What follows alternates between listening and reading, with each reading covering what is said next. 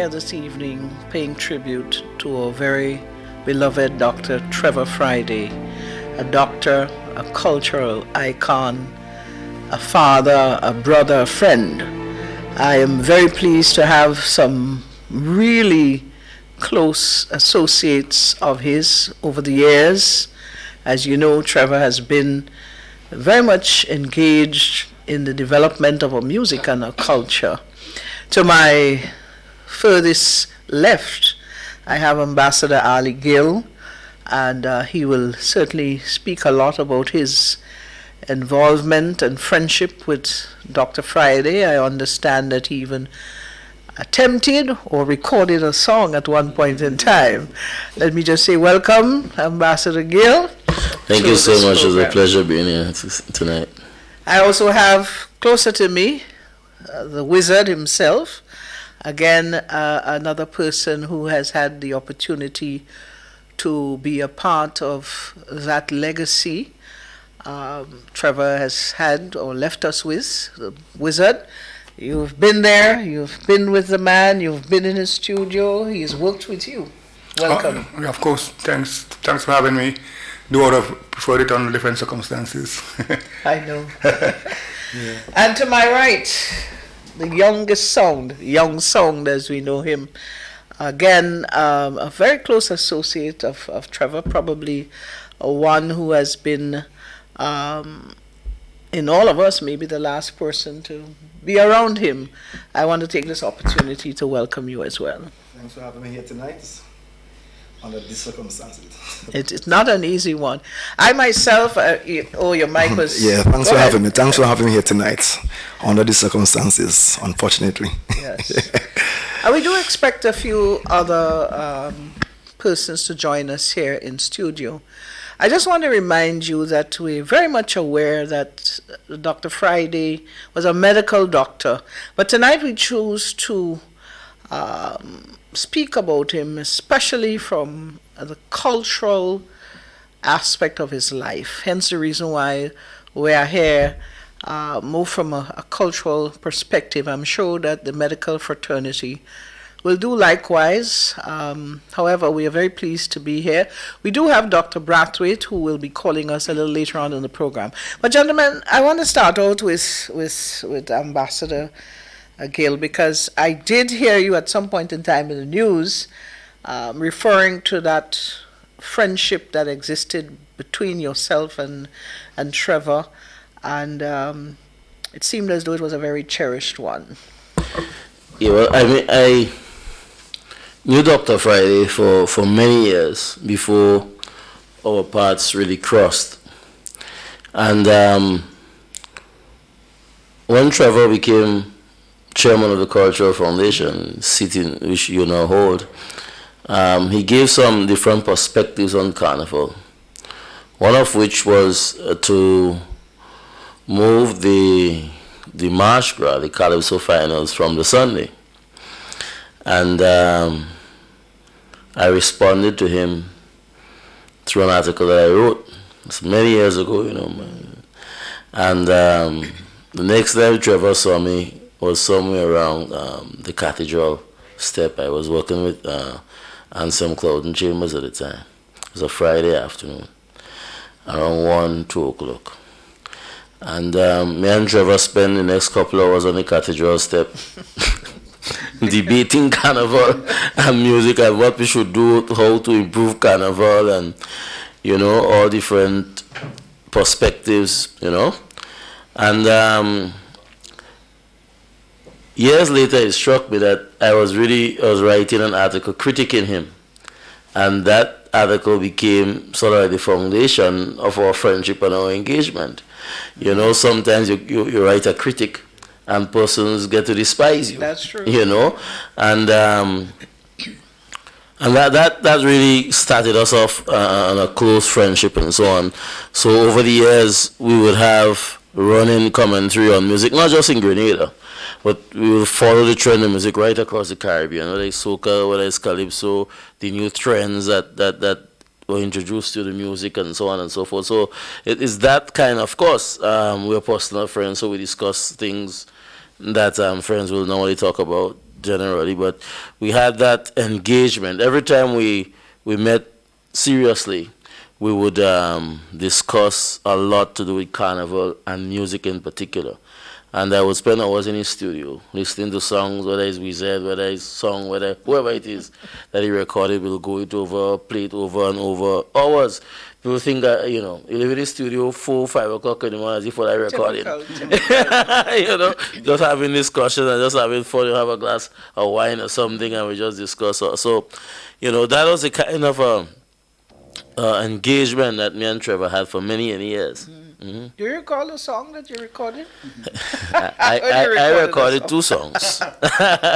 He did the blood and Dave My Blood and what's the other one? But the thing about the song is that Trevor also recorded a song where he actually sang. Yes, yes. Right? So we and him had that running debate of which song was better. It's more like which one was worse.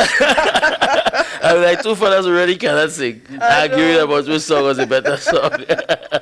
I want to ask Wizard, as one of the Calypsonians that would have worked with him or he would have worked with, just give us a little synopsis of you know, your meeting, your original encounter and that sort of thing, and you know, what it was like being with among this great guy that we speak about today.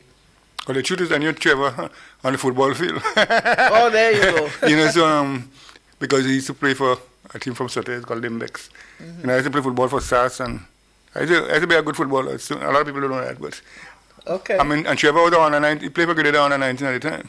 I remember he went to Guyana to play for Grenada under 19 and stuff. Mm-hmm. So I knew him, but musically speaking, I can't remember the first encounter, but I know definitely that when I recorded one of my better songs, if you want to call it that, Kaiso Soldier, for me.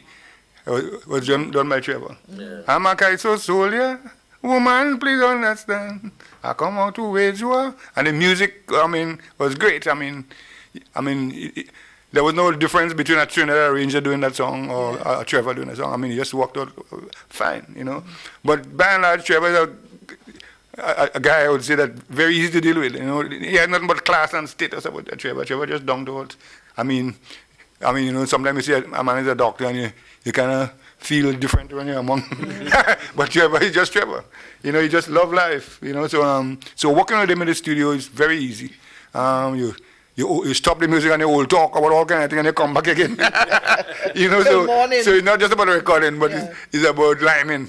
You're recording by your liming. Yeah, at the same time. At the same time, yes. I want to bring in Young Sound into the mix here. I know you are a St. Patrick man, and Trevor, as he would say, his neighbor strings burial there. You would have had a lot of interaction with him. The relationship was very tight. It was more like a big brother to you, sort of. Well, if I search a draw home right now, I getting 2 keys for different locks in Trevor house. That close. I'm telling you, I was almost live in Trevor house because I live in Mali and Trevor lived just in Montreal, and is like right there. You know what I mean? I met Trevor. I saw Trevor for the first time somewhere back in 1986. That Specky song. No Kicks. No Kicks. Yeah. And something that I didn't even know Trevor from before. And I just see this like a red man with a short pants playing that DX7 keyboard. And just something about him. You know what I mean? So I tried to, get his attention. And, but I know Trevor chew a jamu. Right? I know what Trevor chew a jamu. And from then, Trevor and I just click. Then I went away, spent a couple of years, come back again. I remember a time me and Kevin Roger, we went in Lansapine and checked him in his studio.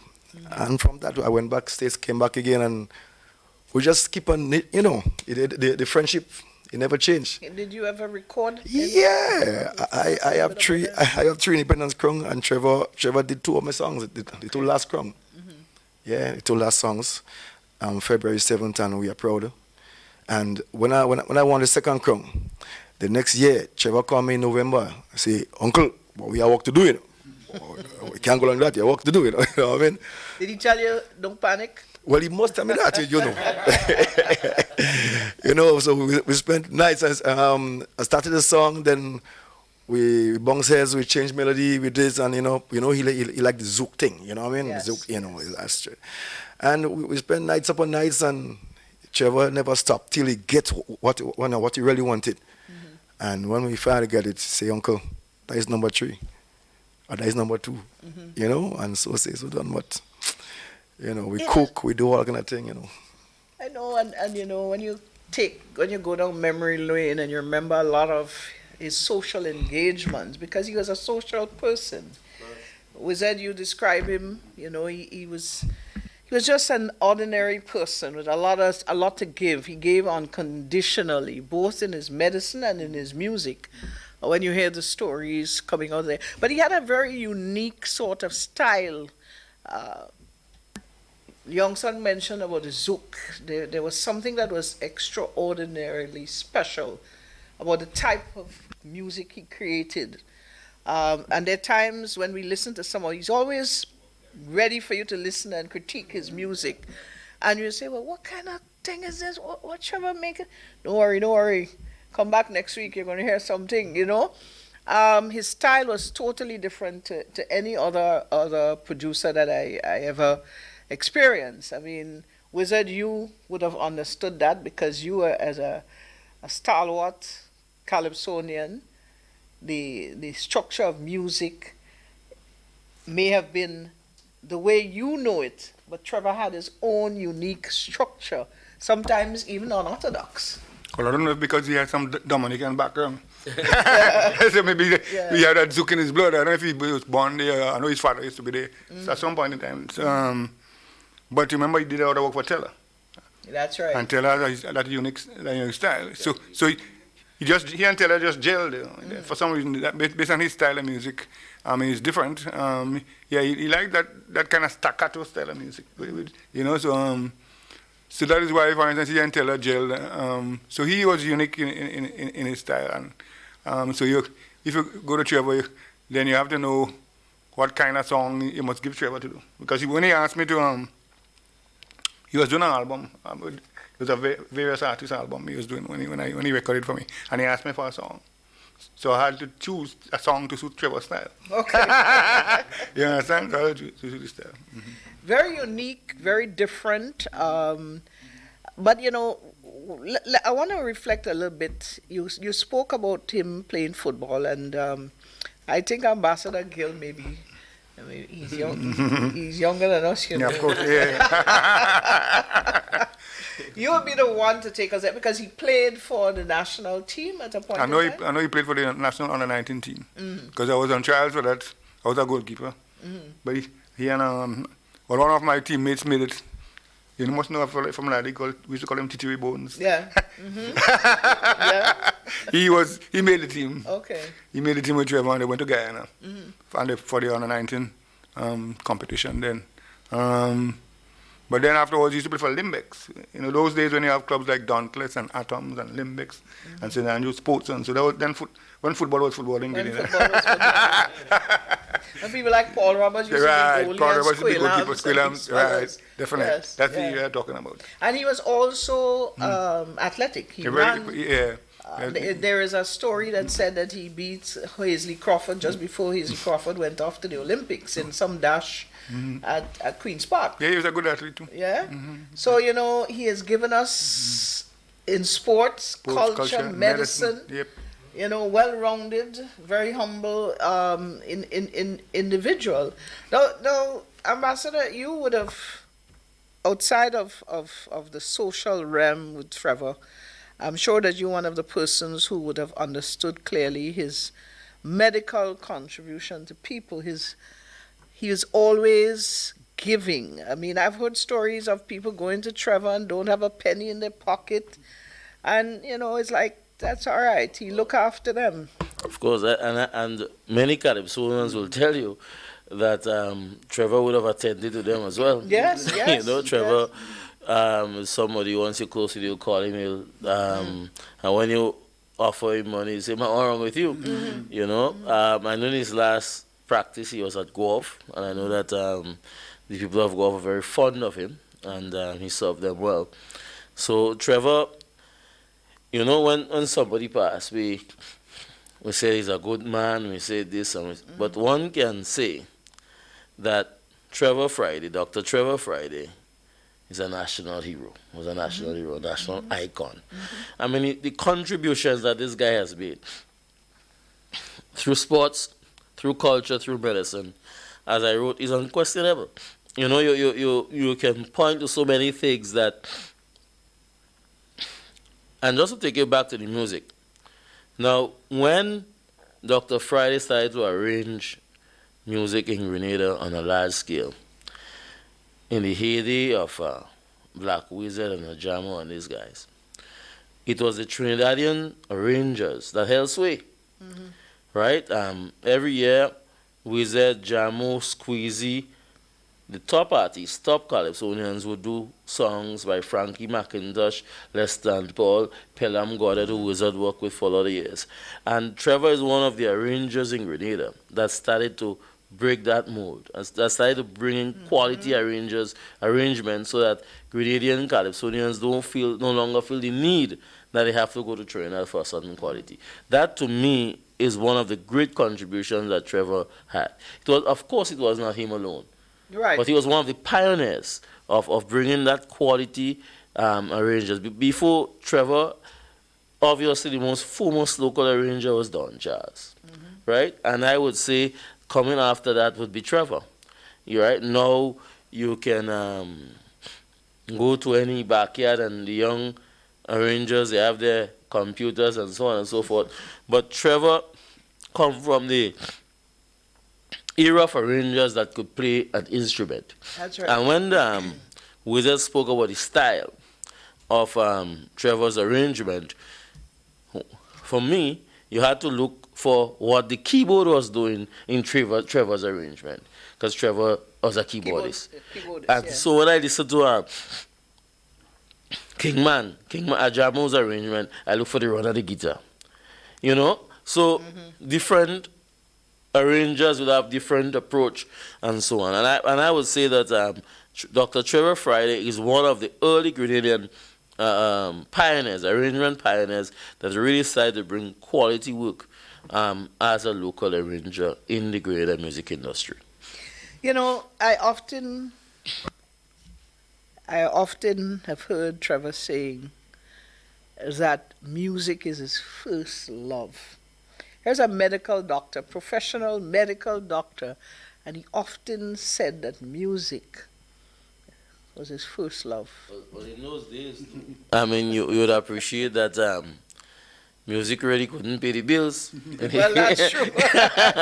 In the 60s and 70s, now guys can have a career, you know, in music and singing and so on and so forth. For me, I love culture. That's my passion as well, you know. Yes, but we know that. one has to appreciate that. Maybe culture in and of itself or doing things, you know, may not necessarily pay the bills. So you find that persons, although your passion is one way, you do something else for a livelihood. And I think that Trevor's real passion, I discuss music more with Trevor.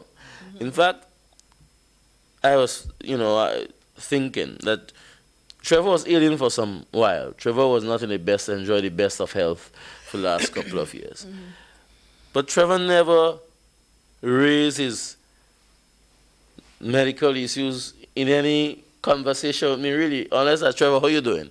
And I have to poke it out of him, for him, you know.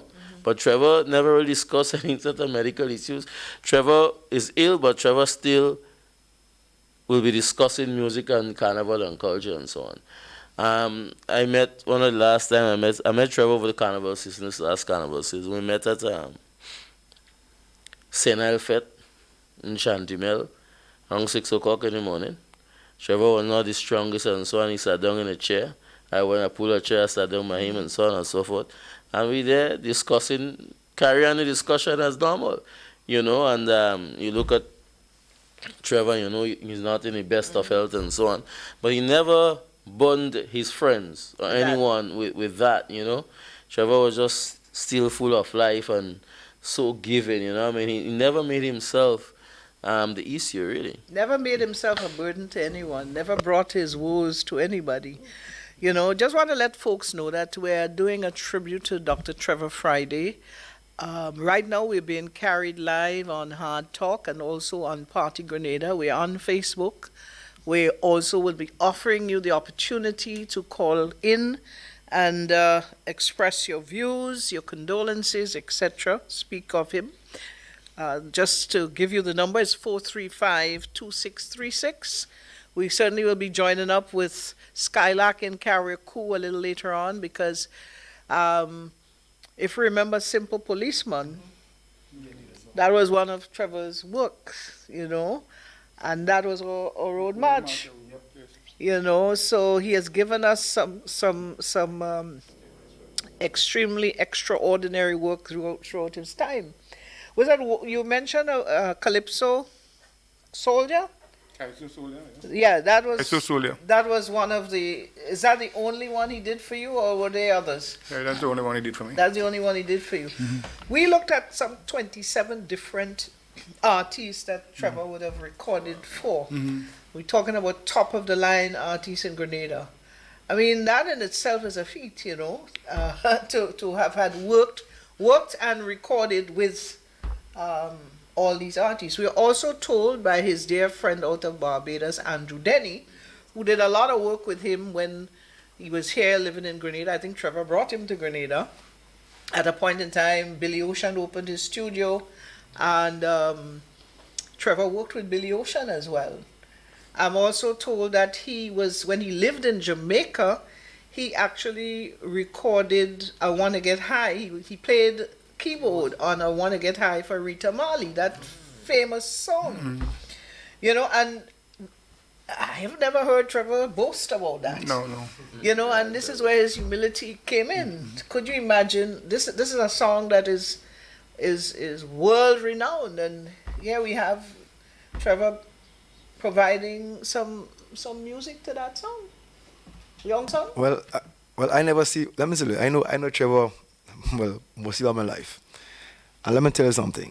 Not one day, not 1 minute, as I was telling my partner every day, I never see Trevor get upset. I never see that man get upset. One time when Sates and this young guy keep on touching Trevor. I know if it's me, I kick up the whole place. But Trevor just keep on laughing and man, the guy coming, oh God, the guy. I never see that guy, Trevor Friday, Dr. Trevor Friday, get vexed at all. Never. And I just want to know, what kind of man is this for you? You have times we come in downtown and they say, well, yes, uncle, I feel on a sleep, boy. So we just stop, pull over. He go in the passenger seat, I go in the driver's seat. And then somebody call his phone. They duck thing on your semi, tell me, turn on the radio a bit. And one thing with Trevor never discuss any medical issues among his friends. Very confidential. He just tell me, hold on a while. He come with a car and he go and talk to the person. And then he come back in the car and say, okay, go to the pharmacy, and when you reach in the pharmacy, call me. There's a doctor on call, just a musician on call. And when that same day, when we reach in town, the person come to me and say, well, Doc, how much I charge? Go on, man, don't panic. Just gone. So each of us could be in the studio, we're working, and somebody call Trevor, somebody call his you. You're going to send them somewhere, or Trevor will go upstairs, take his whatever medicine he have home. Come on, check me. And he give them, and that gone. Sometimes, my daughter could be home sick. I just call him. Doc so, all right, he just question me. All right, get this, and that's it. When I meet him and say, man, don't panic, man, everything good. So I don't know. I'm telling you straight up, I never met somebody like Trevor in my life, be it local or foreign. I never met somebody like Trevor before. This guy is just different. He's just different. Even we was together semi-finals in Simon.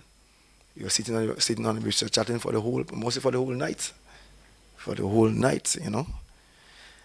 And we're talking right now, and I still can't believe Trevor died.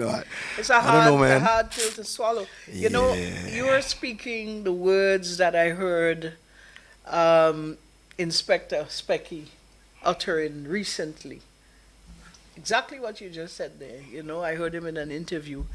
His heart is burning because he would have loved to be here, as well. But I've seen Trevor, what you may call quote unquote vex. And he just say, man, and he has a way he used to put his hand like to his face. I know, and that's it. That's as far as he would go. So we never know what he was made of. He was just made of something different, extraordinary and special.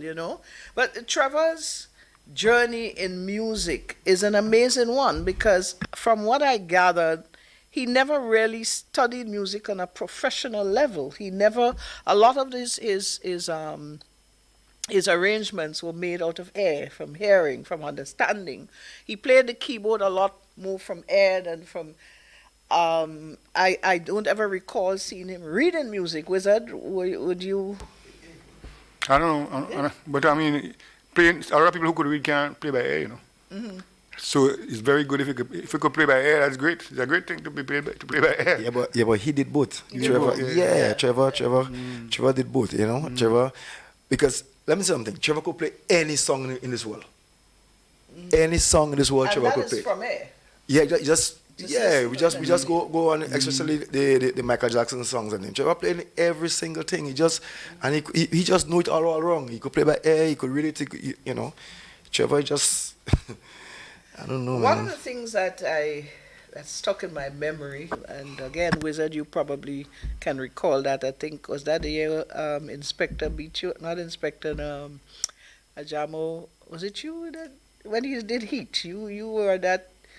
Yeah, I came second that year. You came second that year. Yeah. And I recall the conversation with Trevor because Trevor actually played keyboard for Ajamo on that song. He did for a number of other persons throughout the years. But I remember him saying to Ajamo, we are going to slow this song down because he felt for some reason this song was a bit too fast. So we're going to slow it down and create that impact. That is when it's going to be clearer and crisper and everything. And that is what exactly he did. And for him to just understand how that song being presented could change in that way, it was amazing to me. Well, I'm glad you said this because when I made this song for Independence, February 7th is a special day, right? That song was fast. The original recording, where I did that song very fast. And Trevor said, because remember, after I won the first one, there was a 4-year lapse, and then they brought it back again. But I recorded that song like a month after I won the first crown, right? With the next guy. So when I brought this song by Trevor said, nah, man, this you ain't gonna win nobody that. Let's slow it down. Let's bring in Calypso away, And we just changed over the whole thing, and we just dropped the tempo, and we did the song, just like that. And that was the beauty of him. He sort of he had a vision for things. Yeah. I think, just thinking about it, I think he probably used to sit there in his own mind. He would visualize the crowd, the judges, how people would react. And his tone was different. Trevor, even any song Trevor did, the tones he chose was just different. That's why his music was sung different. When you hear that and you see you're the artist, sit back and you're arranging a song, you tell yourself, okay, what kind of thing Trevor doing there, boy? You just leave him alone. Just leave him alone, yeah, and now and then you might just see he fall asleep. Sleep him for a while. He sleep for 5 minutes. And then get up and say, Uncle, don't worry, man, don't panic, man, we're right. And then when you leave him and go home, when about 2, 3 o'clock in the morning, you leave him and go home. When he will still come back next evening, and when he turn on and you listen to this. The magic, because after you're gone. He's still working. Yeah. Where did he get all that energy from? Relatively young, I would say, leaving us at this time in his 60s. And one would wonder whether that energized life that he had a task to complete by a certain time. I sometimes think about these things. But I myself, and guys, in case you are not aware, spent a lot of time in Trevor's studio. and did have 2 songs recorded by him as well. So here we have secrets, eh? So let's say one of them. Eh? Let's say No, I one. can't remember. And it's not ducking. Ducking was done by something about Give Me a Break. I can't remember, and some other one. But I mean, I spent some time in. My daughter was reminding me the other day in spring. She was a little girl at the time. She said, "Mom, I remember going with you, my Uncle Trevor. Everybody, all the little children is Uncle Trevor, you know." Yeah. And he used to put you all in this toilet to record because it's In a box, downstairs. in a it's box, out, yeah. and he had his, you know, where you going. I mean, he had. I mean, it was amazing, you know. But I recall clearly, we were going to Miss OECS in Dominica with Mary Noel in 1988, I think it was. You'd have been that year. 88. 88. Right, she won in 87. Yeah. And she was going to play pan, and Trevor had to do the accompaniment for the pan. My friend, we missed the flight the next morning with Trevor because, of course, he's always multitasking. About 6 different artists dealing with their music, etc. By the time we left the studio, the morning, get home, get ready, we lost our flight to Dominica. You know, but at the end of the day, man, the piece of music we got was well worth it. We got to Dominica. She came third in the mic is off. She came third.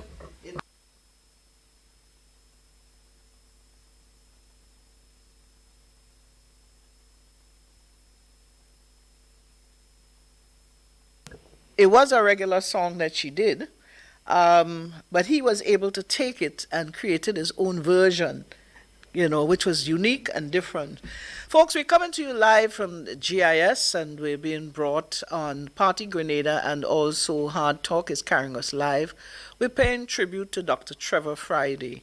And we're hoping that a few of the other members out of the Calypso fraternity, arrangers, etc., will join us. We know that Grenadians are very fearful of rain, and we've had quite a bit of that today. But nevertheless, they may get here on time. The 435-2636, just to remind you that you have the opportunity to call in and air your views and express your condolences if you so desire. Hopefully we'll catch up with Skylark in Carriacou and anyone else who may have had the privilege and the opportunity to have come across this great iconic cultural citizen of ours and medical as well, Dr. Trevor Friday. Just to recap a little, I just want to reflect on some of the names that I have received. Most of it came from Andrew Denny, that he would have worked with, Skylark, Wizard, Inspector, Rhythmix, Billy Ocean, Samke, Soca Boca.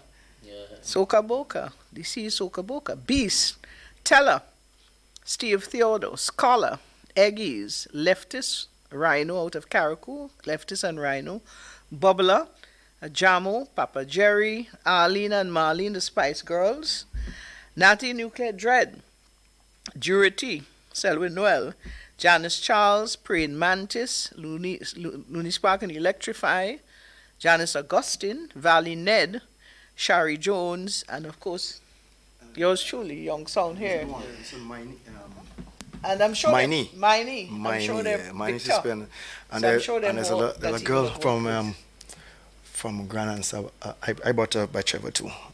Yeah, and many other little artists from Around the place. yeah, Mr. Soft.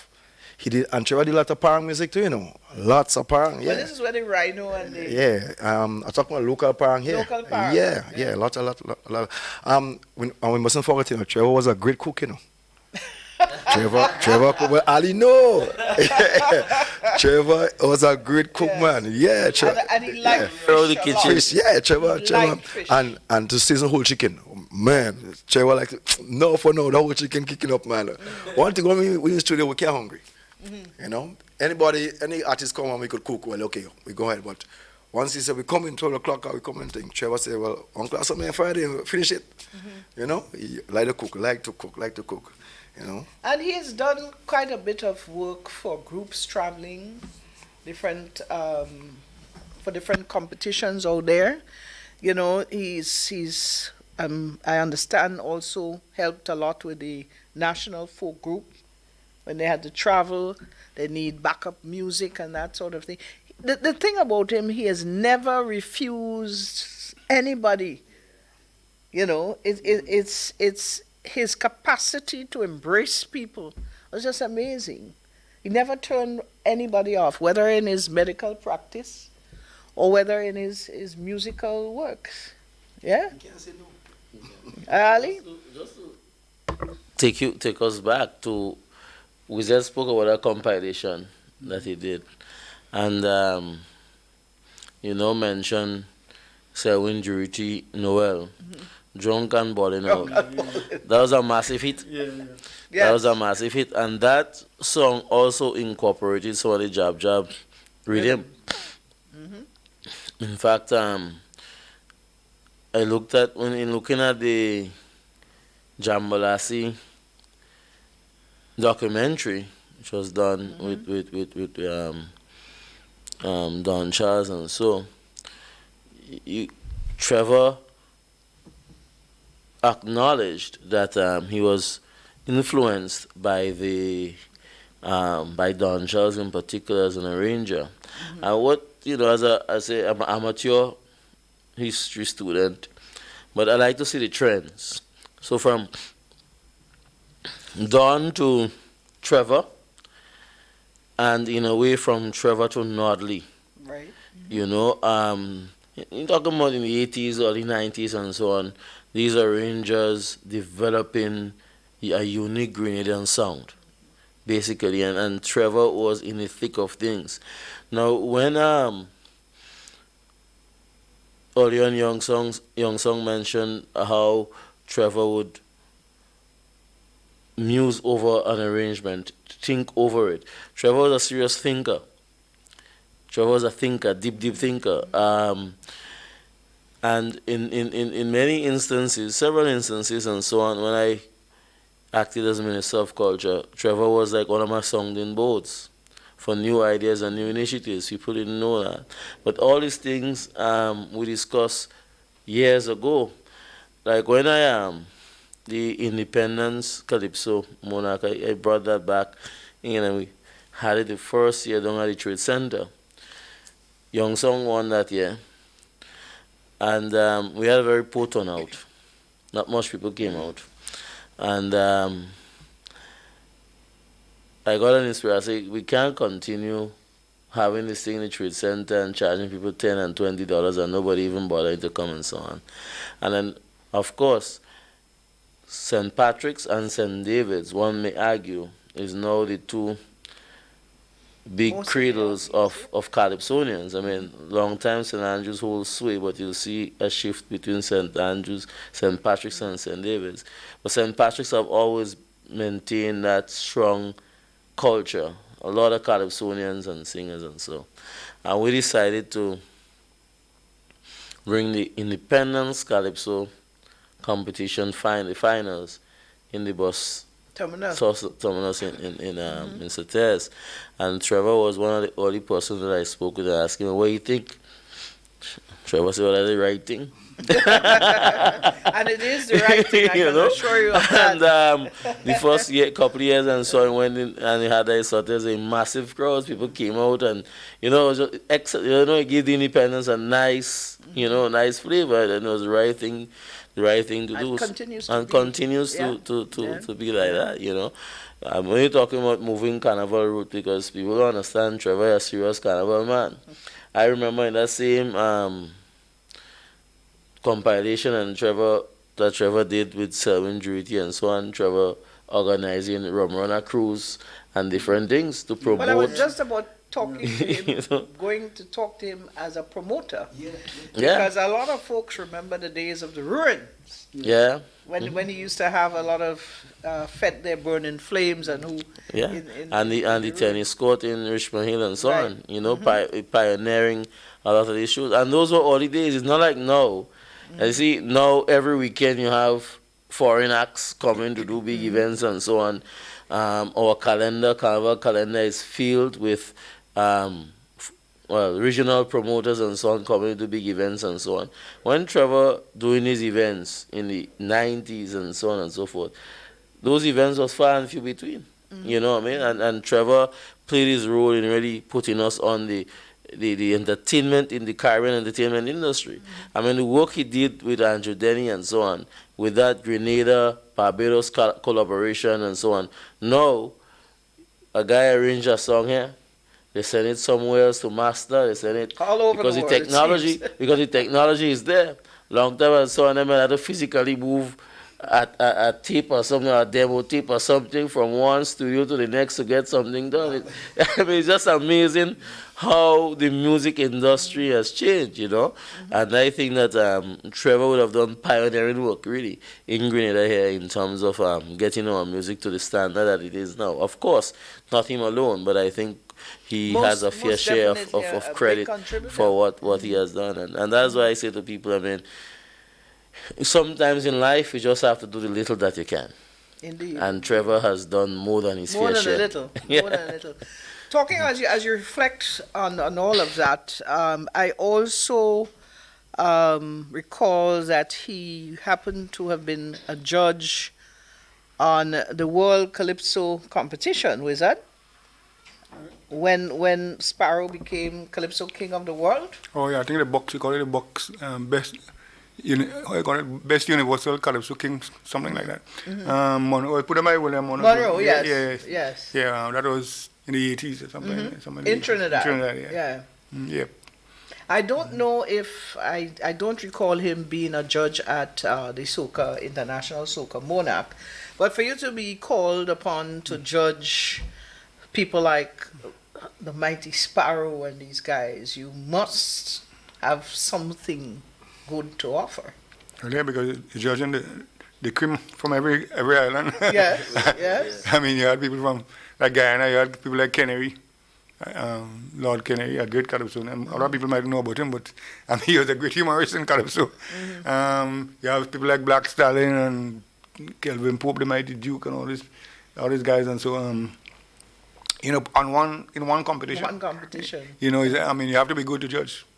You have to be good to judge. And speaking about judging, I do recall one particular carnival time, a panorama at the old Queen's Park.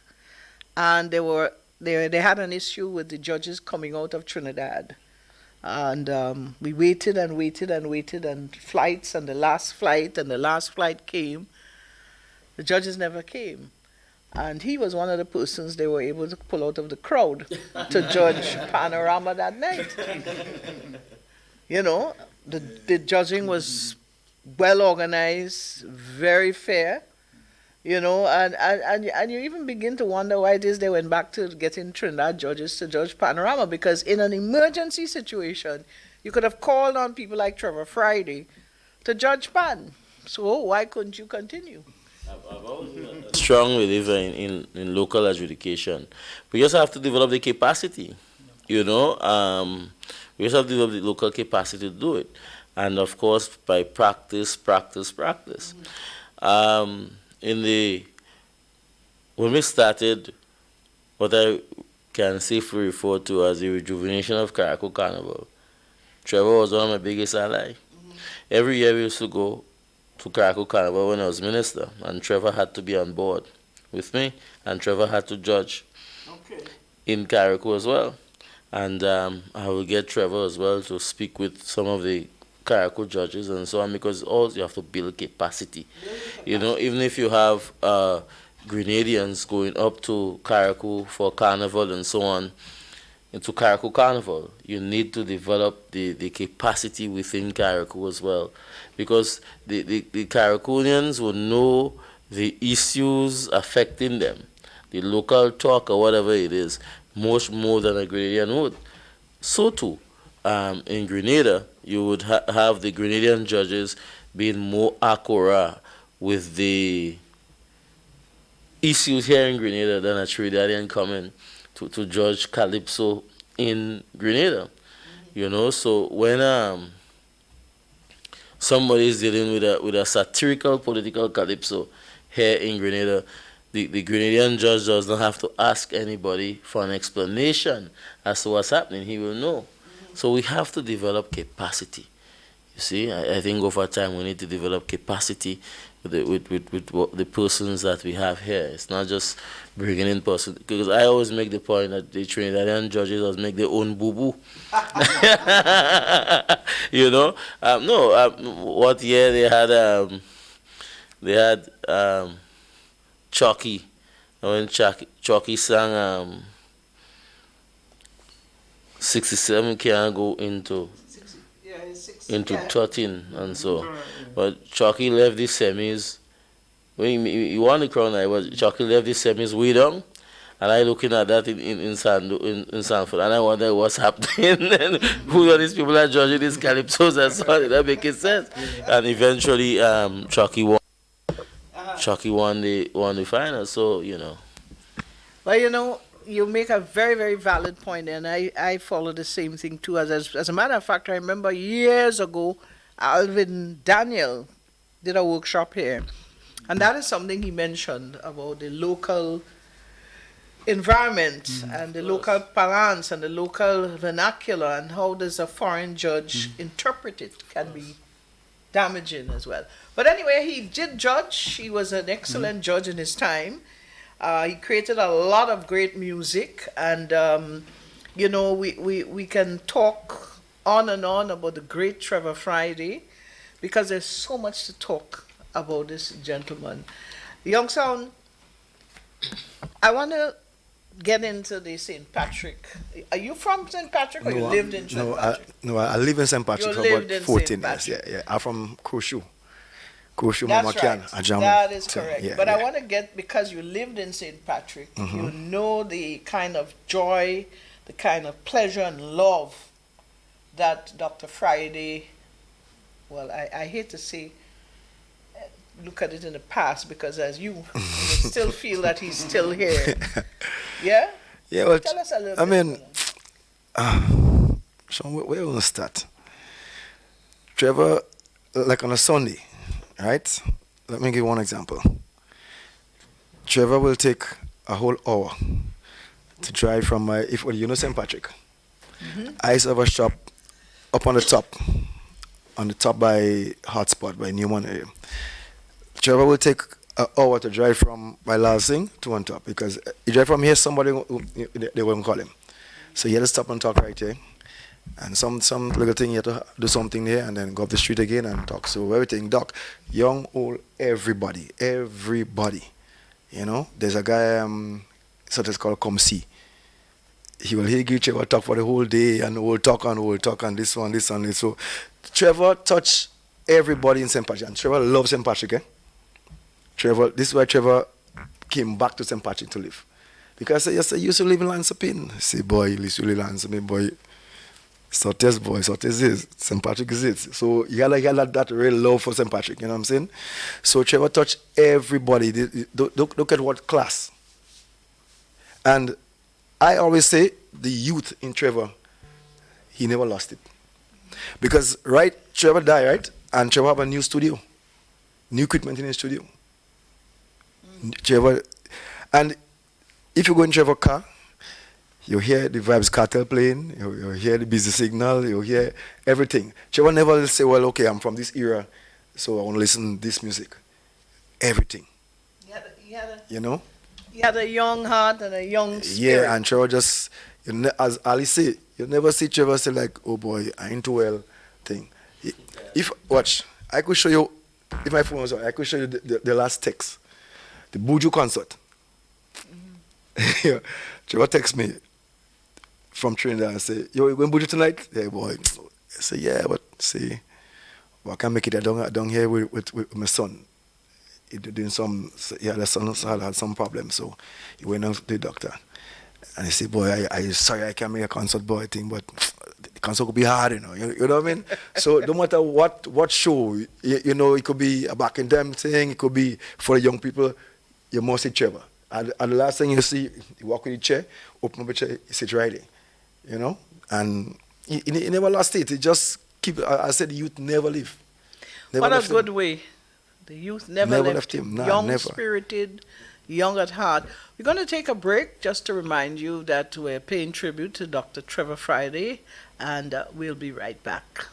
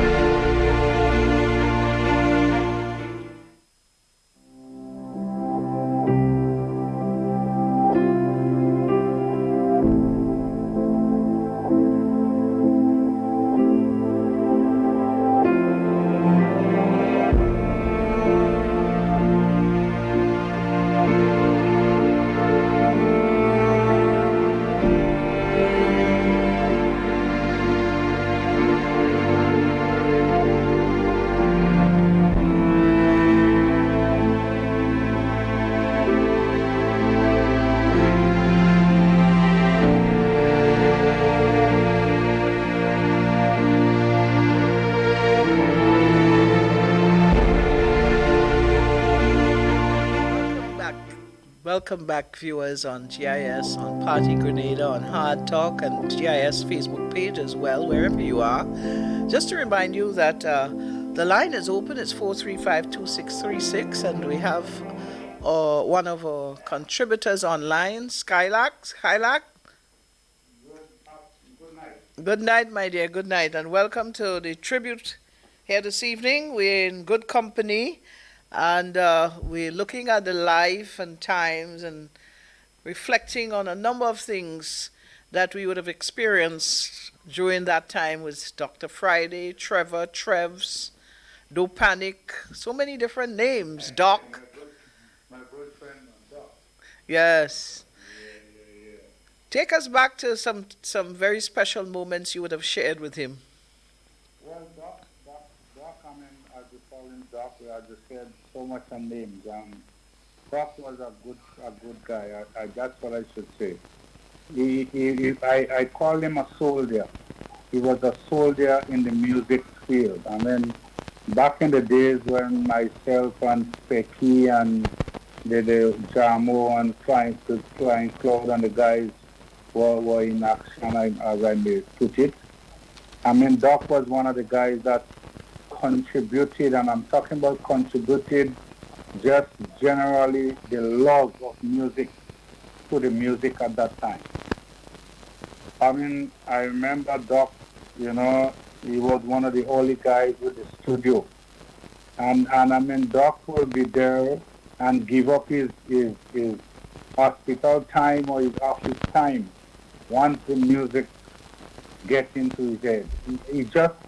He had just loved music, soca, calypso.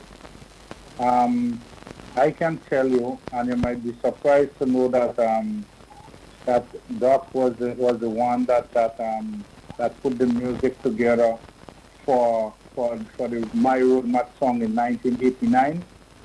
Yeah, that's the Simple Policeman. And we mentioned that, yes. Yeah. He was the guy behind it. It was arranged by the first two in Trinidad, but the studio, music and everything, Doc was responsible for that. And I mean, in those days, music was different. We know that, but Doc was Doc was Doc. I mean, he was the music guy in those days. I mean, those days there wasn't say studios around where you could have do much. I mean, the quality wasn't the best as now, but for those times, I mean, it was the best that we had. And you know, Doc never see money or anything in front, and I'm so happy that you know we are doing something for him in memory of him. You know, it's a pity sometimes, you know, people pass before they get the best of it, but it's never too late. It's still better. And I'm still happy to know that, you know, something has been done in the name of Dr. Trevor Friday. As I said, he was a soldier. Wizard, I know that he's been, and Ambassador Gill made reference to his involvement in Carriacou Carnival time, Parang time. I myself remember meeting up with him in Carriacou in those days, so he would have done quite a bit out there as well with people like yourself, Rhino and Leftis and so on. So I would imagine that there is that connection as well with him and Carriacou. Well, Doc never missed a weekend in Carriacou when there is action. Whether I mean, in the days of Doc will come up with the yacht, he will come up with the plane, he will catch a speedboat, he will come with anything. But a festival in Carriacou would not miss Trevor. You know, he was there with the parang, he was judging with the parang, he was, whether he's lecturing, whether he's filling the gap of music, where name it, once his music, he is there. I mean, if the regatta, he's been there, you know, even there right through. Carriacou was his second home. You know, sometimes Doc might say, well, look, I didn't think I could make it this year. But the morning of the festival, he just called me and he says, guys, see if you could get me a room, boy. See if you could get me a room. I say, well, Doc, if I can't get you a room, you will stay by me. But once you say, Doc, they will make a room for him. I mean, he was one of the guys, you know. Rhino was deceased. I mean, I know if Rhino was alive, Rhino would have been so happy to know that he can say something on behalf of his passing, but I can do that on behalf of Rhino. I can also say he was a father of music in general, whether it's Carriacou or Grenada, mainland. Outside of him, you know, working on your song, what would be your fondest memory of Dr. Friday in a nutshell? Well, the best time I spend memories wise with Trevor is in the studio. In the studio, and I must say that, you know, because I don't know, you would know, because I know you record songs. And I mean, you would know that studio could become boring if there are many artists recording. And I mean, you could be coming there at 8 in the night and being there all night into tomorrow, you know, because of the way things might go. If there is other artists putting down songs and it have many takes before you get the final take and so on. And I mean, Doc was one of the guys who would just keep you active in the studio. I mean, he would keep you there. He would not be boring. You would have fun times. He would give you jokes. He would talk all kind of thing. And Doc is just Doc, you know.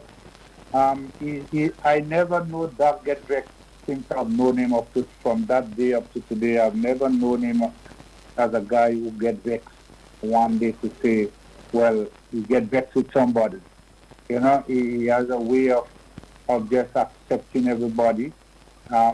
Whether, as I said, whether you come, you know, left or you come right, whether you come in the morning or you come in the evening, you know, once you come, Doc is there to welcome and accept you.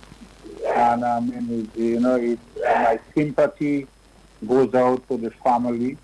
of Dr. Trevor Friday at this moment. I just want to take time off to send my sympathy to all those, the bereaved family at this moment.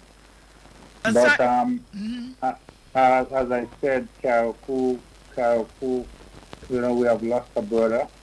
I know that the younger folks might not get the best of Doc because, they have since the music have modernized and kind of take a different tone. I think Doc kind of let it go a bit, But for those of us in our times and in the times when Doc was Doc, I mean, it couldn't be better. Skylark, I want to thank you for sharing that with us tonight. And I know we all saddened about his passing, but certainly he's left quite a legacy behind for all of us. Thank you, huh? Yeah, thanks very much. And all the best and good luck on the program. Thank you so much. All the best, yeah. James Stafford, the Skylark, the Simple Policeman. Another great song that Trevor actually made into a hit for Grenada. He was a hit maker. We have another call coming in. We've had a very interesting interview that is on YouTube that Sippy Gibbs did a few years ago called A Hit Maker, and persons who really want to get an idea, you can go and check it out. It's Trevor at his best. Very humble. We have another caller? Good. Hello? Yes, good night. This is Bert Braffett calling. Dr. Braffett, welcome, Right. welcome. Thank you. Well, of course, we know that Trevor, his next cap was that of medicine. Yeah. And Dr. Brathwaite, we're happy to have you with us tonight and share in, that very important brother in the fraternity of medicine. I'm sure that you would have worked with him or alongside him at some point in time. Share with us a little bit of his... Yes, first of all, let me extend my condolences to all his family, his children, and all the rest of his family, siblings, etc. Trevor was just one of these larger-than-life personalities. You knew Trevor was a doctor. He was a competent person, but you didn't think so much of him in that light. You always sort of Trevor in the light, just as the last caller was saying, basically, where you would always sense him as, never see him as being angry. I fully agree with that caller. Never once I saw Trevor angry. I worked with Trevor. I was chief medical officer. He would have been district medical officer, and so we would have had many interactions at a professional level, and they were all very cordial. Sometimes, of course, you had to sit in, and people don't recognize this. You look at the health situation and you say, well, we have this issue, that issue, but it's not that people are not trying to solve them. So you would sit and you might have some very tough discussions about what's going on. But you know what? Immediately after those discussions, we go and we'll find a bar often, and we might be taking a drink. That was the nature of the man, Trevor, and he's quite a personality. That his memory will live on long in the profession here in Grenada. In terms of his medical skills, he's one who kept himself updated. And one of the things that's always struck me about him, ever so often you get a call from Trevor, and Trevor would say, "Hey, Braff, I got a case here, so-and-so going on, so-and-so going on." He was never too proud to seek another opinion. This is something that, we always encourage our colleagues to do. You share your thoughts on a situation, and often you put a number of heads together, you can come up with a better, improved diagnosis, or come closer to the problem that the patient may be facing. So Trevor, in many respects, was a unique person, very, very unique. As a matter of fact, one of the things I remember as well, when he got sick, I know I'm turning doctor to him. I wasn't his doctor per se, but I was discussing his problems with him. You know, Trevor, I am trying to point out certain things to Trevor, the direction he should take. And Trevor, really, he wasn't that much into himself. Trevor turned the conversation around, talking about the 100 meters where he beat Casey Crawford. That was the nature of the man. He was very good at diverting from issues surrounding himself, even his health. Yes, absolutely. Yeah. So what would you say if you were to categorize his contribution to the medical fraternity, the medical field? How would you describe it in a nutshell? Well, I think, you know, it was a solid contribution. He served from working as a district medical officer for many years. I'm not sure exactly how many, but he would have been one of the folk who would have been employed for certainly probably going on to, I would envisage, at least 2 decades or so, and would have worked in a number of areas.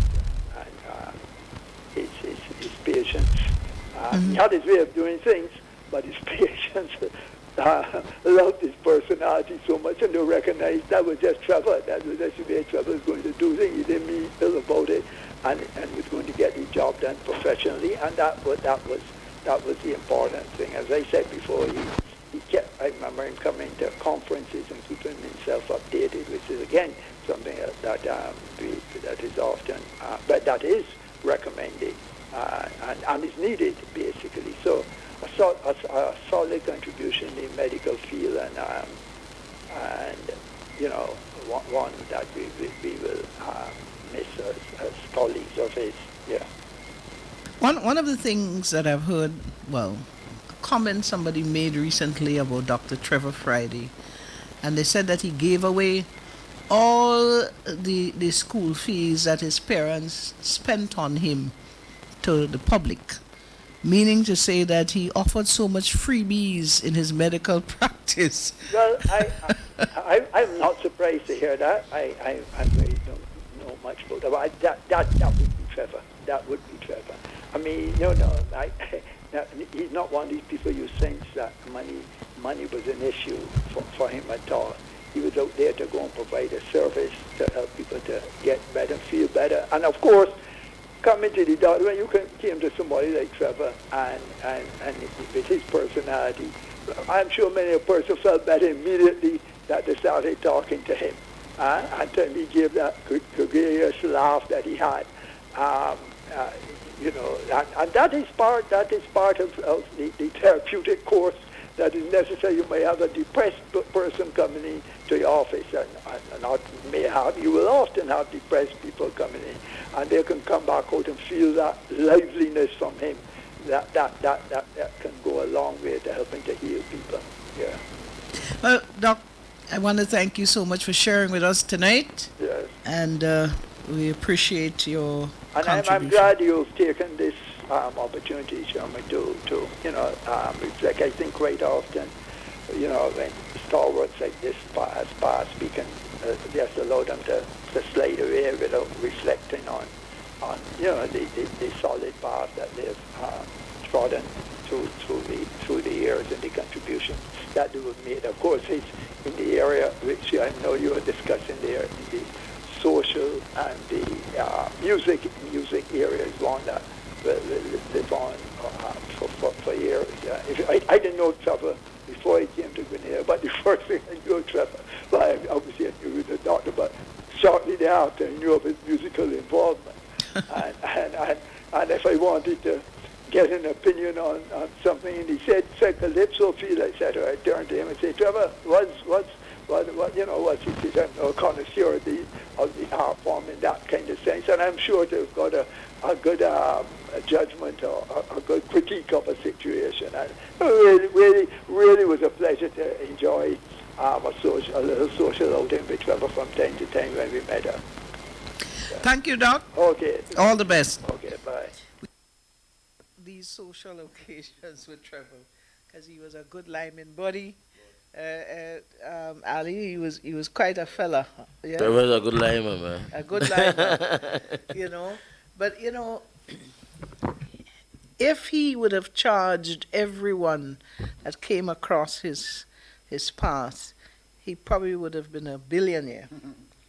You know, and when we talk about giving, that is quite an example of someone who gave unconditionally.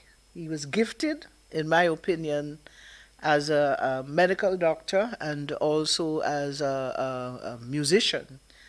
And he, without being selfish, he gave those gifts so openly. You know, and we are told in life that when we have gifts, we should share it with others. And he's an example of that giving, that sharing, that, you know, kindness to humans. Dr. Braffett just mentioned his therapeutic way of dealing with patients. I think you mentioned it a while ago. You walk into his office, you're not feeling well.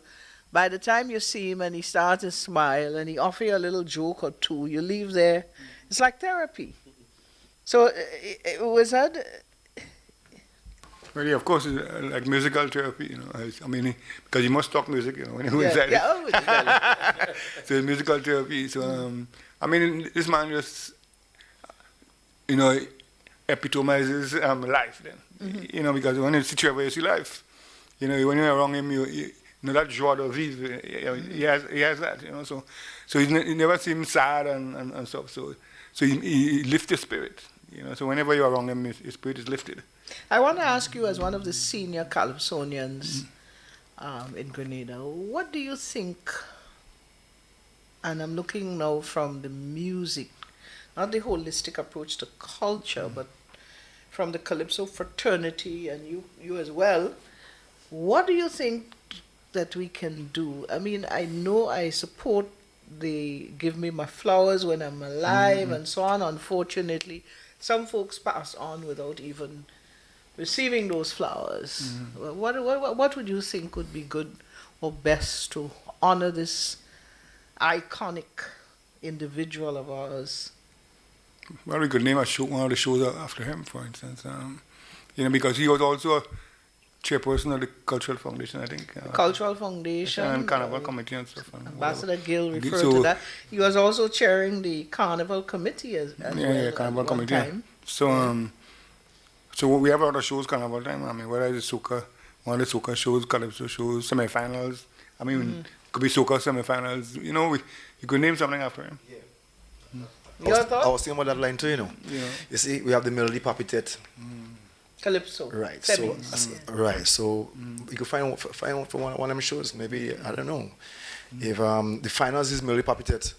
The semi-finals. Right, the semi-finals. Melody Papitet. Right. So we could just name maybe Independence. Name something of him. You know. Ambassador. I am sold to that idea. We could,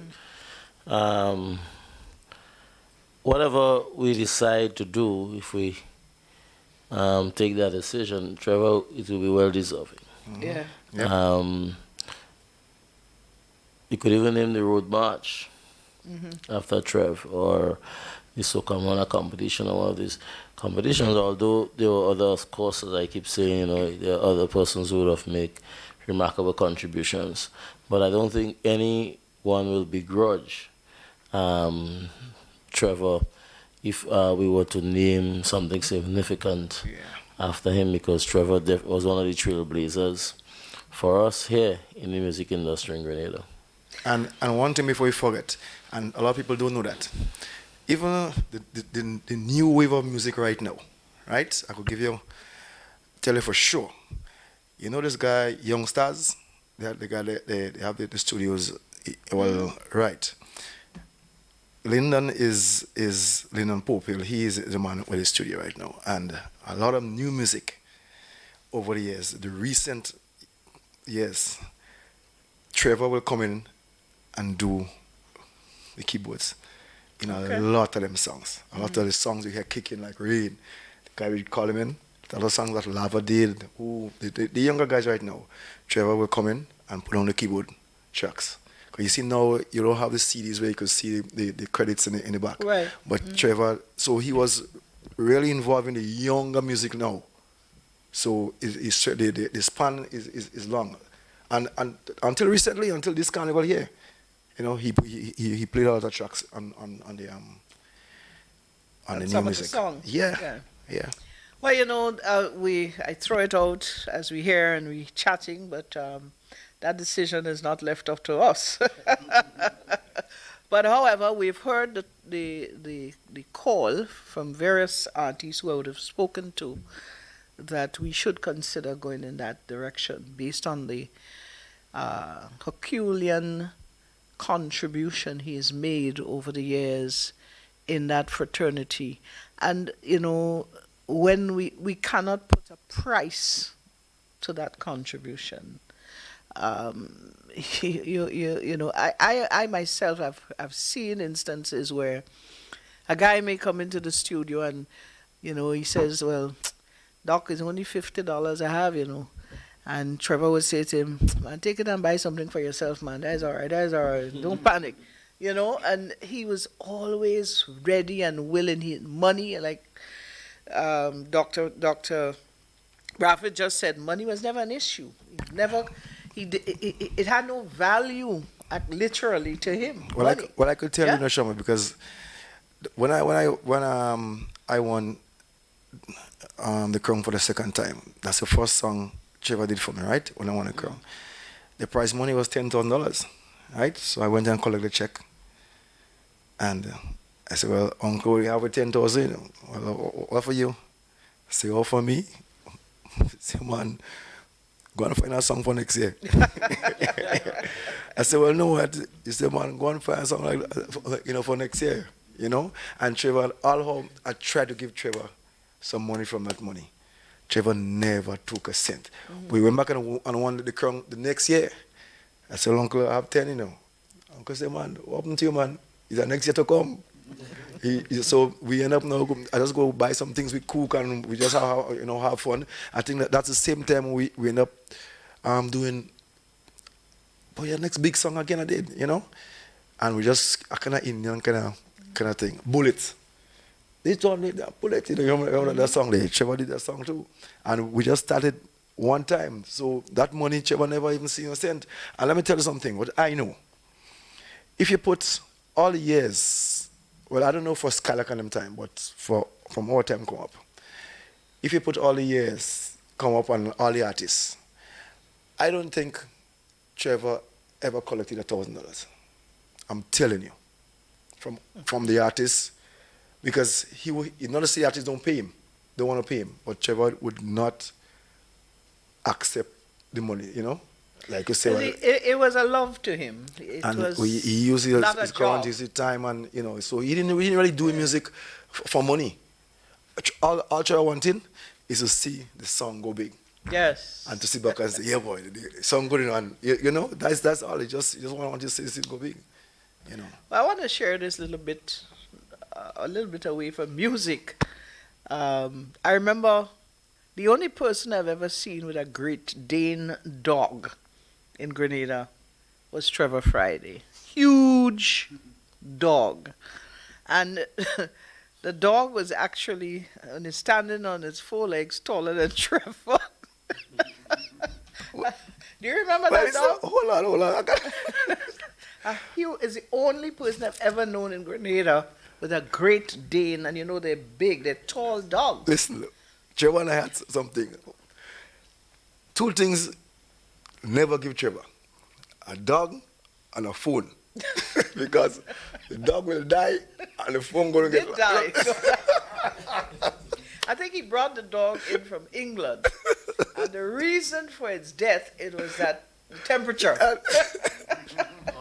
But this dog was really tall, and he literally used to drive around in a red car with this dog. I mean, it was so tall, you know. So the dog was a big joke because we used to tell him that the dog was taller than him.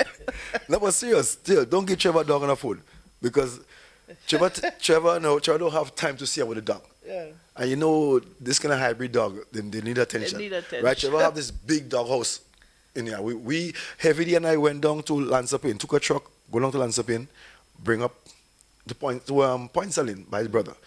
Brought up the house. And Trevor put the dog in the house. One day, well, we always go in my Trevor thing and things. So I said, Trevor, where your dog, boy? I take my dog up in the house. Dog came by Trevor nice and fat. Next thing I watch the dog. I said, Trevor, well, bring the dog in the studio. He said, bring the dog in the studio. I said, well, you see the dog look at the guitar? All the ribs. all the ribs. And the dog died. The same thing. He got a new phone. Next thing come back, screen break. Next time the phone lost. Trevor lost about 4 phones in about 2 weeks. Yeah. So I tell him, don't raid dogs again and no phone for you. Don't get a phone. Well, folks, we're talking about Dr. Trevor Friday. He was quite a guy, quite an iconic individual, lovable, someone who we cherish. He was a fun-loving person. He was definitely one who gave everything. He gave everything. In his medicine, in his music, he gave it. And that is what was so beautiful about him. A lot of us live and we're very protective of these things that we have, the gifts that we've been given. And a lot of times we see them as a means of us living a greater life and a better life. But to him, he just wanted a simple life, one that he could just relate to people across all barriers and boundaries. One thing again, Shirma, Trevor have a bunch of keys for his house. Right? I have a bunch of keys for Trevor's house. But the house never locked. The house never locked. You could walk in by Trevor anytime. You go in Trevor's fridge, you go, you cook. Sometimes somebody come. So it's a community house like my partner Saf. He'll come just cook, eat and leave food for Trevor. When Trevor comes, Trevor just see food, Trevor just eat. And still next 2 days, 3 days, we come talking and say, boy, eat some food. Who could have food, boy? You out here. We're soft, So you come inside the fridge, you go in, you have a little bar. You always have drinks, all type of drinks, from wine, go back to everything. And you eat, you drink. And Trevor don't even look. Trevor's eyes have a shop. Trevor come and meet you and make a whole heap of grocery. That's Sunday.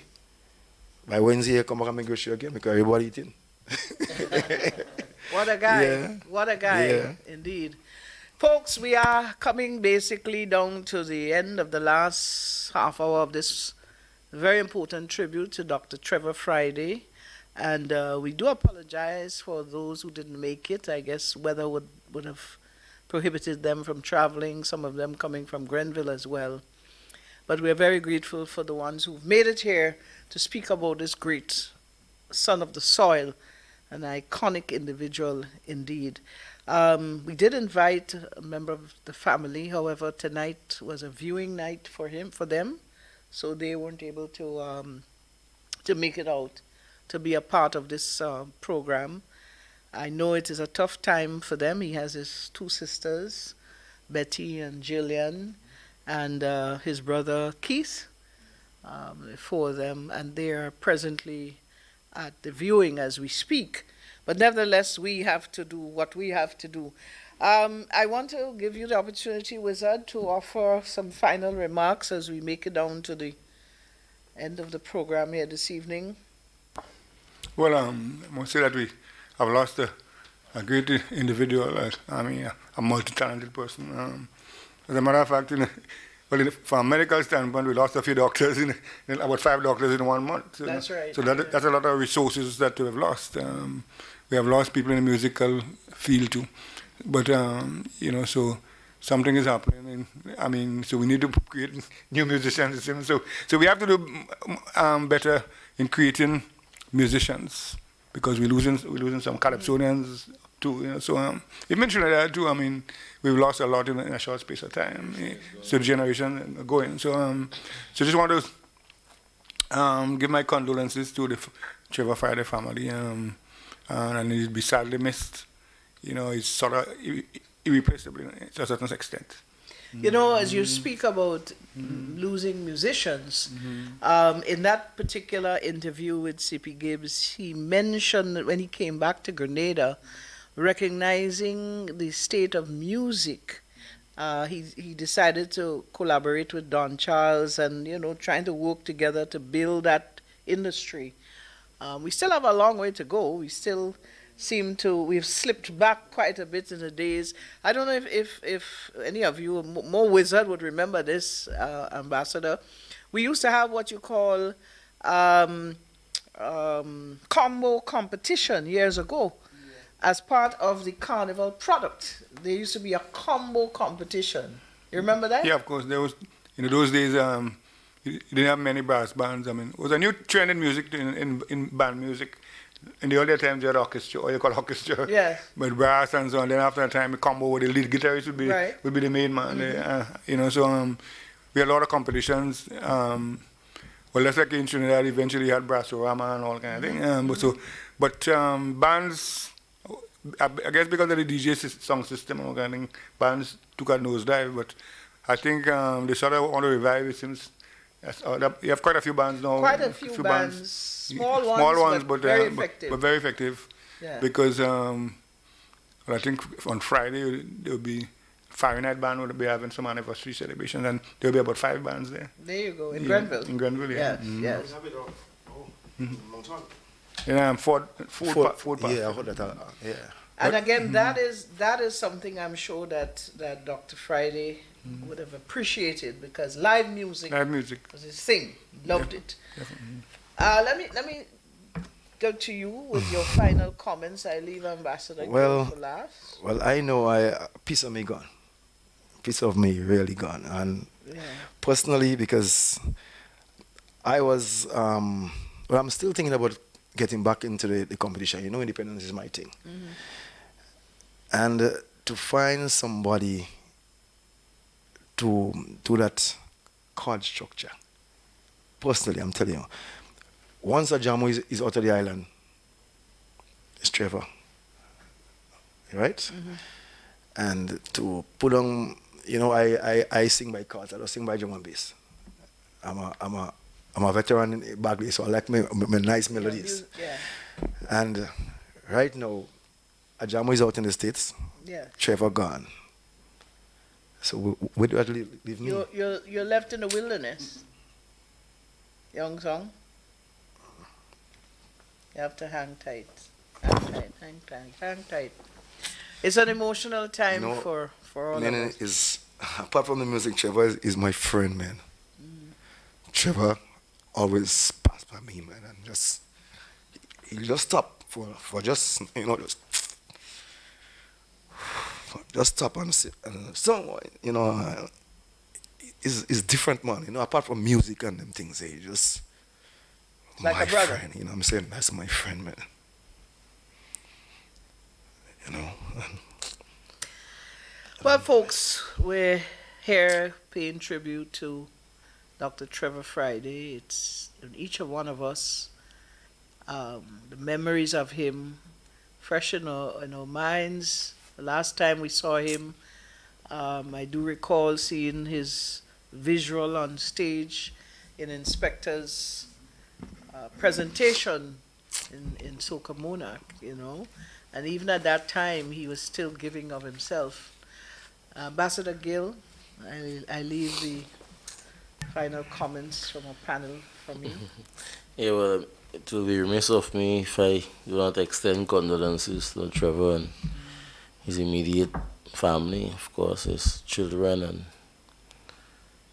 brother and sister. I know Keith very well. He's a good friend of mine as well. The passing of Doc is sad, but I also believe that through his life and what he has achieved and what he has contributed, I also want to celebrate the life of Dr. Friday, because Doc has left a lot of pleasant memories with us. He has done a lot of great things. His contribution to music, his contribution to culture, he has left his mark. And none of us will be here forever. And the most we can do is to positively leave our mark on this earth. And I think that through his different gifts, whether it's through athletics, football, music, medicine, Dr. Trevor Friday has contributed to the development of Grenada in many different ways. And I believe that we must celebrate that. We must thank his family for giving us somebody like Trevor, his personality. And we are going to celebrate tomorrow, God's willing, the life and times of Dr. Trevor Friday. I think that what is left for us to do now is give him a good send-off. And also, I think the idea that came up during this panel here is to do something in memory of Dr. Friday for his contribution, especially to culture and music in Grenada. Thank you. Thank you, Ambassador Gill. And just to let you know that his send-off will be held, the celebration of his life, at the St. Patrick's Catholic Church in Sauters tomorrow. Tributes will start at 11:30 a.m. and the service will commence at 1 p.m. And that's at the Roman Catholic Church to Anglican Rites in St. Patrick. For those of you who will be heading up there, try and get there as early as possible so that we can give him a great send-off. Trevor has been an amazing citizen of this country. When we think of his life and his time that he spent with us on this earth, it was a short one relatively, in the 60s. But he has given so much, and that is what is key. He lived a full life, and he gave of himself unconditionally in both music and in medicine. And each one of us would always have some memory that would remain with us if we ever crossed the path of Dr. Trevor Friday, a medical doctor and a musical doctor as well. I do recall my days on radio referring to him as my M&M friend, music and medicine. And before I leave this evening, I want to express condolences to his family. And I know that they are in mourning, but when you meet them, what is most important is that their brother is being remembered for all the great deeds he has done on this earth. I want to read our condolence message from the Grenada Cultural Foundation that was sent off on his passing. And it says this: the Grenada Cultural Foundation extends condolences to the Friday family on the passing of Dr. Trevor Friday. Dr. Friday has served our fraternity well, not only in the field of medicine, but also in culture as a musician and producer. We all mourn his loss to us at this time. This outstanding son of the soil has left a legacy in the cultural fraternity that is admirable. His continuous contribution to artists over the last few decades is priceless. He has always offered his talents unconditionally and has had tremendous influence on the number of young artists who have crossed his studio doors. Although he will be remembered for his medical benevolence to society, we in the cultural fraternity will always remember his magnanimous acts of commitment and service to the entire cultural landscape. His work as a producer, keyboardist, and studio song engineer was a testament to his unwavering love of the art form. His passionate dedication to his music had absolutely no time limits on it. What was of paramount importance was simply the final product. He made it happen in his own special approach with his "don't panic" mantra that soothed the anxiety of those in his charge. Dr. Trevor Friday was a one-of-a-kind genius that was gifted to Grenada and lived up to the saying, if you enjoy what you're doing, it is no longer a job, but a pleasure. He was bestowed with a unique set of tools in life, in that of music and medicine, which he used to the benefit of others.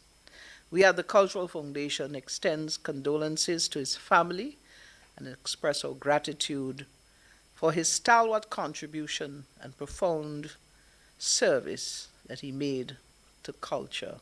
May his soul rest in peace.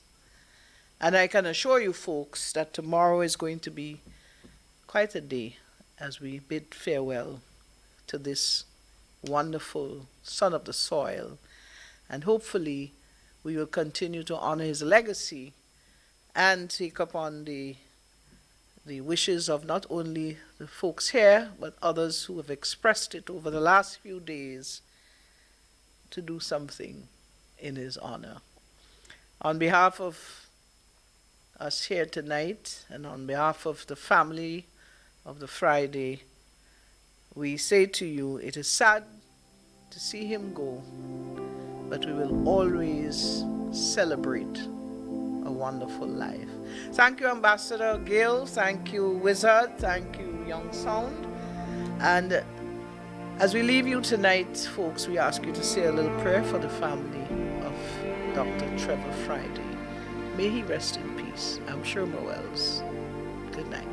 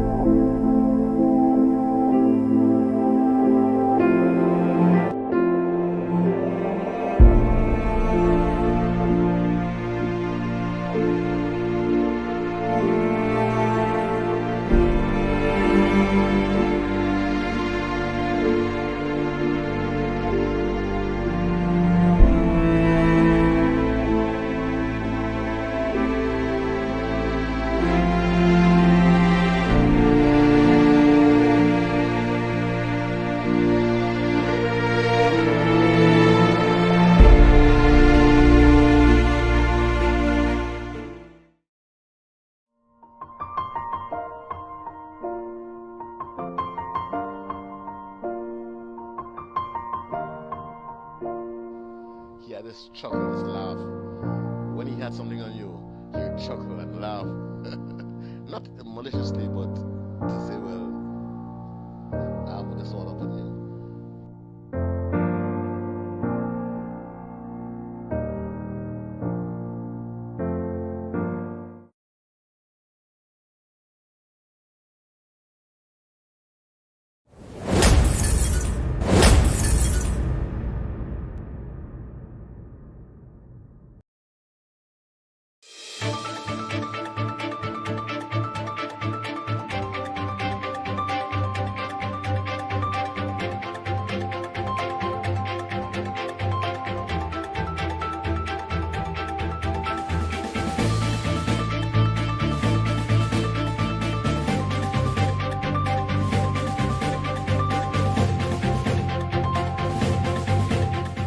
Canada to provide biometric processing for visa applications in Grenada.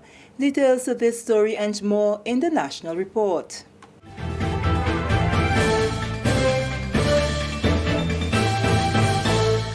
Welcome back with the details to the news for Monday, October 21st. I am Sherry Ann Noel. Canadian officials will be in Grenada for 2 days next month to carry out biometric processing for persons wishing to obtain visas. The visit by the Canadian officials on Monday, November 18th and Tuesday, 19th is as a result of a partnership between the governments of Grenada and Canada. As part of the visa application process, Grenadian nationals must provide biometric information, that is fingerprints and a photo, when applying for a Canadian visitor visa, study, work or temporary residence permit, or for permanent residence. During the upcoming November dates, Grenadian visa applicants may take the opportunity to provide biometric information in Grenada rather than traveling abroad. For those planning to travel to Canada for study, business, tourism, family reunions, or other reasons, they must complete the online visa application as soon as possible in order to take advantage of the opportunity. Canada is pleased that officials will be able to travel to meet applicants on site in November, and it is hoped that this ease convenience will be fully taken advantage of. However, outside of this visit, standard procedures remain for Grenadian nationals to travel to biometrics collection points in Barbados, St. Lucia, St. Vincent, and the Grenadines or Trinidad and Tobago at all other times. The exercise is geared towards Grenadians who anticipate travel to Canada, those who have already applied whether online or by mail for a visa, work or study permit, or for permanent residence and have received their biometric instruction letter, as well as nationals of other biometric information required countries residing in Grenada planning to travel to Canada. To book an appointment for biometrics collection, applicants must write to bdgtn@international.gc.ca, referencing the visa application file number. All applicants will be required to bring the biometrics instruction letter with them in order to have their biometrics taken. The biometrics collection will take place on November 18th and 19th, 2019, from 8 a.m. to 5 p.m. at the Radisson Grenada Beach Resort.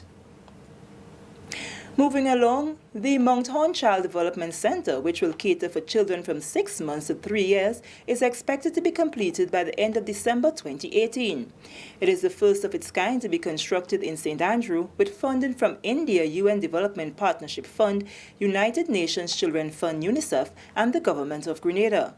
The project, which began in November 2018, is expected to provide a safe haven for children in the Mount Horn community and surrounding areas.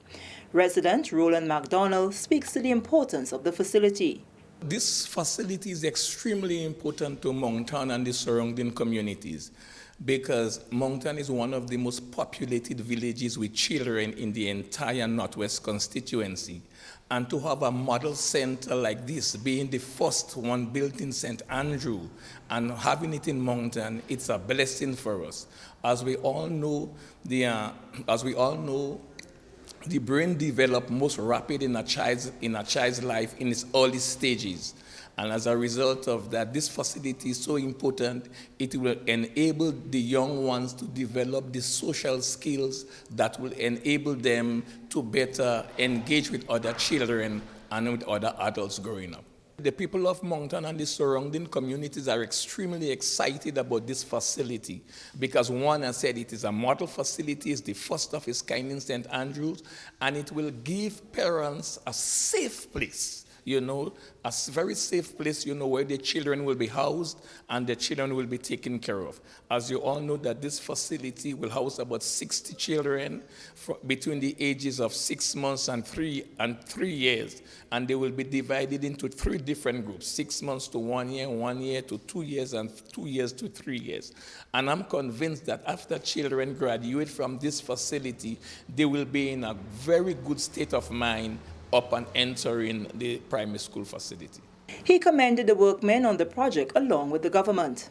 I would really like to thank Minister Delma Thomas and the government for having the vision to give us such an excellent facility in Moncton. Moncton is a place, as a community, that has its challenges, with younger people growing up. And I'm convinced that such a facility will help the young ones to change their behavior and change their attitude as they become adult because of the importance of this facility and what it would have done for them in their early childhood years. This is a national report. More news after the break. Grenada, it's coming as the Ministry of Youth, Development, Sports, Culture and the Arts brings to you National Youth Week 2019, and it's one full week of activities, vibes and action as the nation turns their attention on the nation's youth. And it's from Saturday, October 19 till Saturday, November 2nd under the theme Embracing Opportunities, Sowing Higher. October 19th and 20th, National Community Service Weekend, island-wide. October 26th, Health Walk and Ministers Address. October 28th, Youth Vibe. October 29th, St. John's Youth Parliament. October 30th, Job Fair and Career Day. October 31st, Fun Nights. November 1st, Discovering Talents and Expo. November 2nd, it's National Youth Award. Sunday, November 3rd, Ecumenical Service and Peace Concert. So urging everyone to be a part of Youth Week 2019, October 19th to November 2nd. Welcome back. The Grenada Community Development Agency, GrenCoda, has handed over supplies to rural farmers as part of a drive to promote climate-smart agricultural techniques. Mina Buka, the Public Relations Officer in the Ministry of Agriculture, attended the ceremony, which was held on Friday. Water shortage is one of the greatest challenges faced by farmers, as reduced precipitation and increasing temperatures affect levels of water that is available. This places increasing pressure on small farmers. The Ministry of Agriculture and Lands, recognizing the importance of promoting climate-smart agricultural techniques to alleviate the problem, made it possible for 6 rural farmers to receive material. The material will be used to improve water access and storage on their farm, as well as increasing the nutrient value of soil through composting and rainwater harvesting. The ministry held the hands of the community organization, the Grenada Community Development Agency or GrenCoda, by assisting with the procurement of the materials. This was made possible through a project backed by the Food and Agricultural Organization, FAO. A symbolic handover was held at the Ministry of Agriculture and Lands conference room on Friday, 18th October. Some of the activities that we'll be doing, taking the sargassum seaweed, the cane bagasse from River Antoine, and making into a compost, which we will try to move the farmers from the artificial fertilizer into the alternative composting. We'll be erecting a 10 by 10 water harvesting structure. We'll be supplying you with a 800-gallon water tank so that you can use your water, all right? So some of the benefits that we are expecting from you, you will be able to rotate crops. So you'll not be able only to plant watermelon, but you could put in a little peas or a little beans or so, a little cabbage, you know. Your crop yield should increase because you have water. And of course, when the rain comes in, don't use all the water in the tank and say you go store. Use your water effectively. And we want to be able to help you, to sustain you, so you could send your child to school, you could buy from Farmer Brown shop, you contribute on a whole to the economy by that. That's Amanda Boldo from GrenCoda.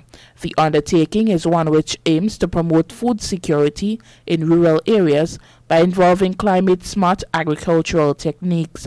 Farmer Emma St. Louis shared how this will contribute to enhancing her operations. Water, especially in the dry time, no water, and the place will just get dry and cracky like cake. It will just crack up. So then the tanks it's beneficial because the land will be a bit softer and we'll be able to plant not even when the rain falling, but right through the time. So this is a great benefit, and they got my undying gratitude. I'm happy for this. Mr. Elvis Maureen, Permanent Secretary in the Ministry of Agriculture and Lands, pledged the ministry's support to the farmers. The Ministry of Agriculture was very pleased to partner with, of course, GrenCoda. And we understand fully well that the provisions made under the project was basically to procure equipment. And we know as farmers you would have a challenge. We know GrenCoda would have had a challenge to get the stuff cleared, to transport it and so on. So as a ministry, and we recognize what has been done under the project, we felt it was necessary for us to partner from the ministry end and to work with you going forward. In other words, what you're going to do out of this project is of great benefits to the Ministry of Agriculture and by extension the nation. We want to work with you and, of course, allow and maybe commit to offer the technical support. For the Ministry of Agriculture and Lands, I am Mina Buka. Grenadians from all religious backgrounds will gather at St. Patrick's Roman Catholic Church on Friday for the annual October 25th Thanksgiving Day service, which commemorates the anniversary of the U.S.-led invasion of Grenada. Over the weekend, a memorial service was held at Fort George in observance of the 36th anniversary of the execution of former Prime Minister Maurice Bishop and his cabinet colleagues. It was held under the theme, "The Memory of Our Martyrs Live On While We Seek Closure Through Reconciliation." The memorial service was followed by a wreath-laying ceremony. Dr. Terence Marisho, in his brief remarks, says that October 19th is a day they must always reflect on. This day, as I've always said, and we have continued to say over the years, is a day that should be set aside for reflection. A day that we should set aside to think of what happened on that day, the sacrifices that were made, the martyrdom that took place right here on this hallowed ground. And so we hope that in time, this whole area will be transformed into a virtual museum of the history of what took place in that period, so that future generations and for posterity, people can come here and learn what exactly took place here and to continue to pay tribute to those who gave their lives on October the 19th, 1983. The homily was done by Father Roland Mark, who said while the day is seen as a day of reflection, we as a nation must also use this opportunity to preserve the history of Grenada. We must seek to respect October 19th. We must seek to work together. It's not just about a holiday when we can just sit and relax. But no, we are called to reflect not only on events of October 19, 1983, we can go way back into history, slavery, cholera epidemic, different times in our lives, in our history, where we experience tragedy. But the point is, we must seek, by God's grace, to find it in our hearts with His strength to make this day a day that reflects dignity, respect, and at the same time, preserving our nation's history. And that story just concluded the National Report for Monday, October 21st. Recapping the top story: Canada to provide biometric processing for visa applications in Grenada. On behalf of the entire news and production team, I am Sharian Noel, thanking you for viewing.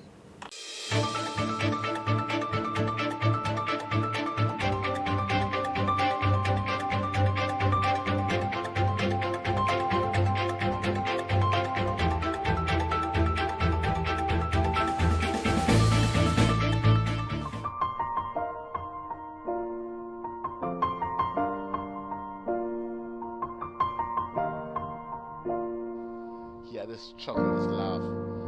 When he had something on you, he would chuckle and laugh. Not maliciously, but to say, well, I'll put this all up on you.